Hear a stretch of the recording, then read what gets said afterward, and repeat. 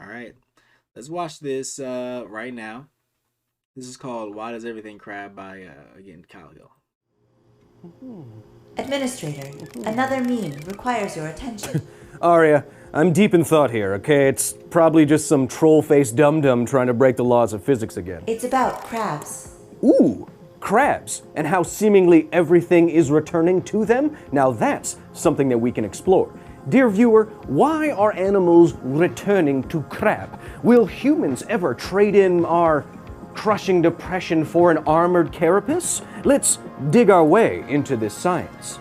A pinch, pinch. Now entering the facility. Would y'all ever become a crab?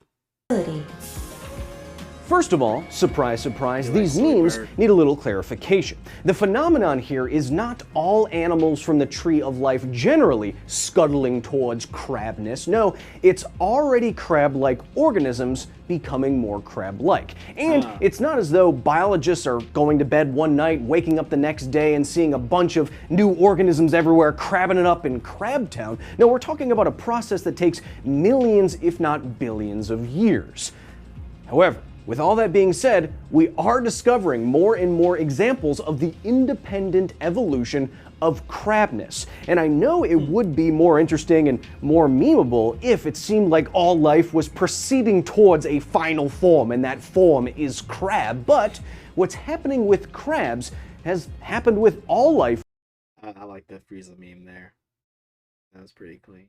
on Earth since life began, and that process is called convergent evolution.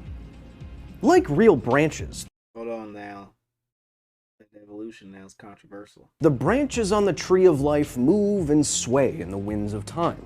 For example, two organisms that share a common ancestor may get less similar over time as they evolve Yo, what is up, Patty? divergently, stay as different as they always have been in Yeah, I am. What's up?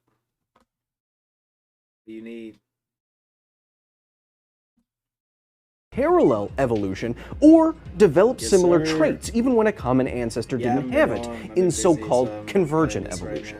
Watching some stuff. While creatures independently Going converging down. on the same traits, genetics, or even body plans sounds bizarre, it shouldn't really be surprising to you if you follow the logic of evolution.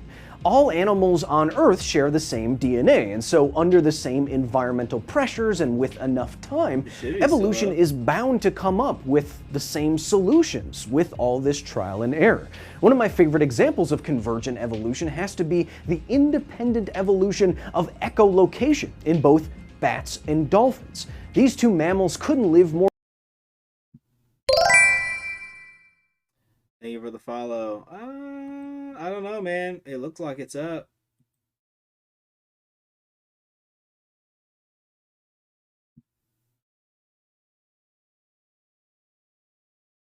Says it's running at least. We can do some investigating later. differently the environment to find small, fast-moving prey in vast, dark environments. Both mammals tended towards throwing sound waves off of stuff. Some other fun examples are both primates like you and koalas developing fingerprints that are nearly indistinguishable from each other. Actually, in Australia, they had a case where they had to check if it was a koala's finger. Also, octopuses and vertebrates developing the same eyes, flying fish and birds evolving nearly identical wings. That's now, crazy. the independent evolution of crabness even has its own name, carcinization. But what a true crab actually is harder to define. Are there any mammals that evolved into crabs? That's what I need to know. Dear viewer, it's a crab test. Which of these are biologically true crabs?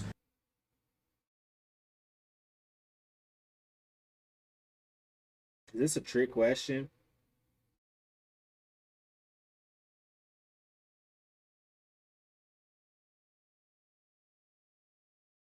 I think the red one is a crab. I could be wrong.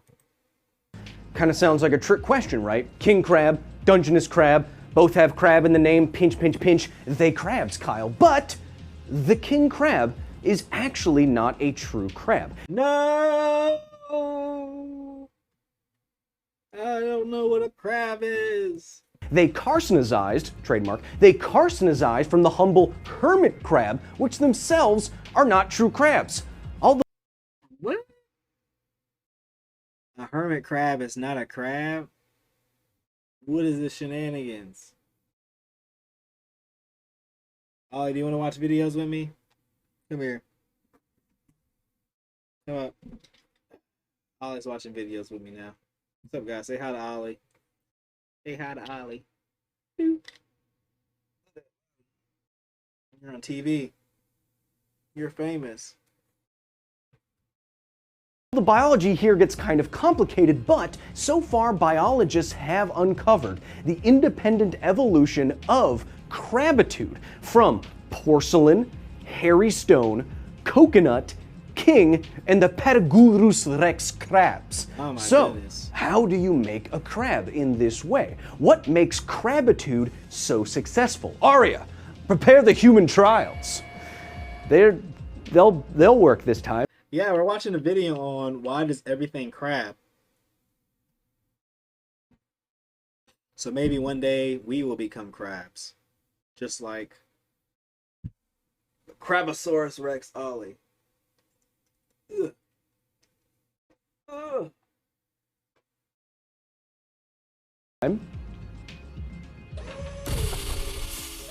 Allow me a quick aside about convergence. Think of your opposable thumb, the digit on your hand that allows you to make an opposing force on your hand. It's widely cited as one of the most important steps in human evolution. It allows for the so-called precision grip. Think of how many things in your life would be harder without the precision grip. Think of trying to do the dishes or performing open heart surgery.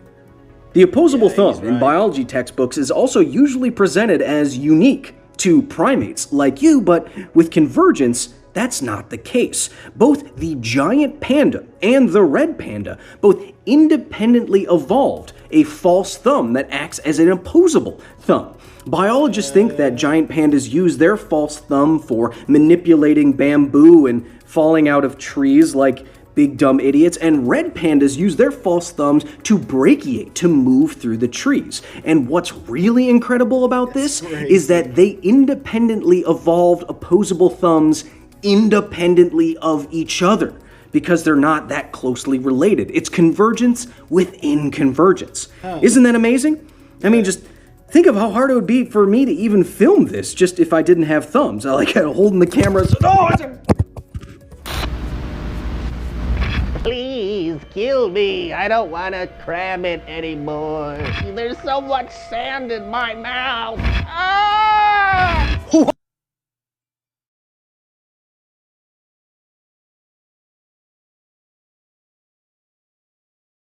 What is going on here, Kyle? You okay, man? Did video editing get to you? Come on.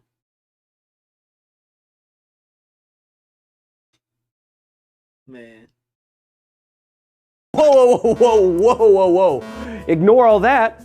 As we've been explaining, carcinization is actually less bizarre than it sounds. It's already crab-like things becoming more crab-like. Specifically, it's defined by biologists as a three-step process. So, say we have something like a lobster. To become crab, this lobster's carapace has to flatten and shorten such that it becomes more symmetrical. And then its sternum widens out over biological time. And finally, its tail gets tucked underneath its torso, or its pleon gets ventrally flexed if you want to be all nasty about it. Now, this crabness has some advantages. That's why we see so many crabs. So, what is so good about crab? Scientists can only speculate as to why being crab is so Gucci, but there are a few possibilities. Being flatter and shorter may let crabs hide in better nooks and crannies. Having a tail tucked underneath an armored carapace may make a smaller overall target for predators, and maybe walking sideways is just much faster than how crabs walk, or maybe it's a combination of all crab attributes that make them so successful. After all, it's hard to argue with results. For example, there are only a few species of lobster, but over 6,000 species of crab. scuttling around and pinching everything, and soon, so too will Mike Evans. An army of... Wait, I mean, ignore that. Again. There are obvious advantages to being a crab, or else so many creatures wouldn't be one. So, finally, will everything eventually return to crab? Will you become a pinchy boy? Well, Maybe. this is kind of like asking if humans will ever evolve any advantageous trait, like wings or night vision or the ability to reconcile the fact that social media is going to destroy society. But this isn't how evolution actually works. It can only modify and naturally select what is already there. It would be incredibly biologically expensive to completely change a body plan like yours, especially after billions and billions of years of evolution's trial and error getting it right. It's much easier for a lobster to become a crab than for you to become one. And consider this, there's also decarcinization. For example, the frog crab, which you see behind me, is becoming less of a crab over time. So all this considered, no, humans probably won't return to crab. That would take a radical scientific intervention in gene editing that I'm definitely not at the forefront of. Forget what I said. Okay, until next time, bye-bye. Oh no.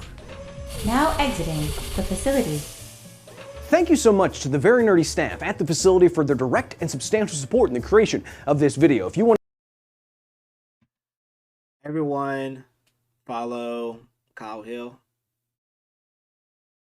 Made a great video about crabs. I think we all love crabs. It's great. I would love to see it'd be crazy, I think, to see us turn into crab people. But that reminds me of the song on South Park. Crab people look like crab. They talk like people.